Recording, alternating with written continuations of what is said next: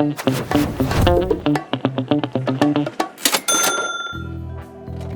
editor said you have another cash course story for me. What is it? Stocks? Unemployment? Incentives. Incentives. That's not gonna sell. Easy, darling. Any factor that can reward one person but punish another is one you don't want to mess with. Fortunes rise, empires fall, wrapped in 1,000 incentives. They're always lurking, often buried underneath a mountain of good intentions. By the time consequences show up, and they always do, it's often too late to change course. Fine. I'll bite. What are incentives? An incentive is any factor that pushes people toward one behavior instead of another. Take monetary incentives. We all need to earn and save some dough.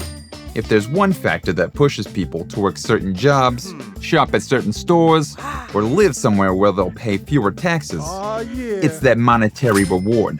So, incentives are money. You wish.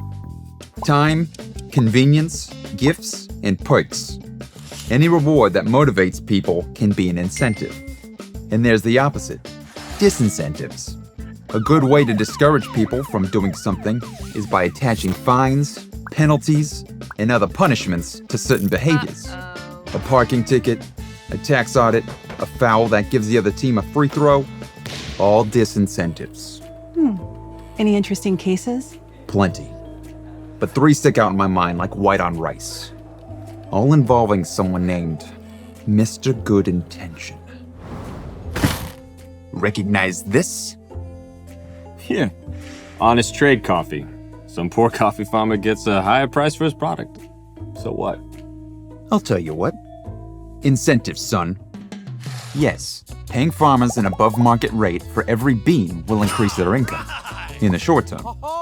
But artificially high prices create another incentive. They motivate more people to become coffee farmers. Yeah, okay. In the long term, this can make a country's economy dependent on one activity. More people choosing to be coffee producers can mean fewer people becoming doctors, teachers, or engineers. Not good for a developing country with a shortage of these professions. That wasn't the intention. That's exactly the problem. What's wrong with good intentions? Nothing. Except the perverse incentives that they can create. A perverse incentive is a reward that backfires and achieves the opposite of what you intend. Perverse incentives reward people for lying, cheating, for doing other things you don't want, like breeding snakes. Recognize this? British India, city of Delhi. You remember? Yeah, there was a cobra problem, but it was taken care of. Was it though? Story goes that British officials paid a bounty for every cobra head the locals brought in from the street. It worked, at first, but after a while, more snakes started to show up. Turns out, the very people the bounty intended to help were breeding cobras.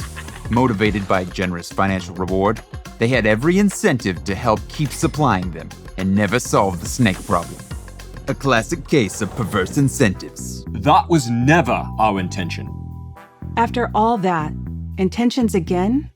Some people never change. A potato? Last story. Soviet Russia, 1936.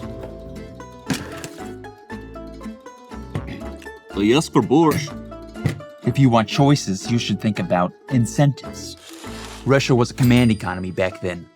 The government set the targets for agricultural production, including potatoes.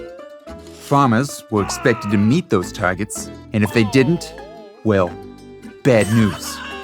This lack of choice and economic freedom meant they spent their time and resources producing what the government wanted, rather than what the marketplace wanted. The result? Lots of potatoes and not much else. And the farmers couldn't even sell them for a profit. This control of production happened across the entire Soviet economy, where all rewards and monetary incentives that motivate people in a free market economy were non-existent. And anyone who complained was punished. Hold on. We were trying to make society fair and equal. It was equal, all right. equally poor and unmotivated. No choices, nothing to gain. Where's the incentive to work hard and grow a variety of food for people? Exactly. So that's the story. Incentives are what matter, not intentions. You got it. Chasing intentions might seem noble, but incentives are the bottom line. Understanding them, how they motivate people and guide their decisions, is the key to having a free and thriving economy. Any last words? Cobra. Cobra. Is there more to the story? No, it's a cobra. Watch more at PragerUkids.com. And parents, don't forget to subscribe.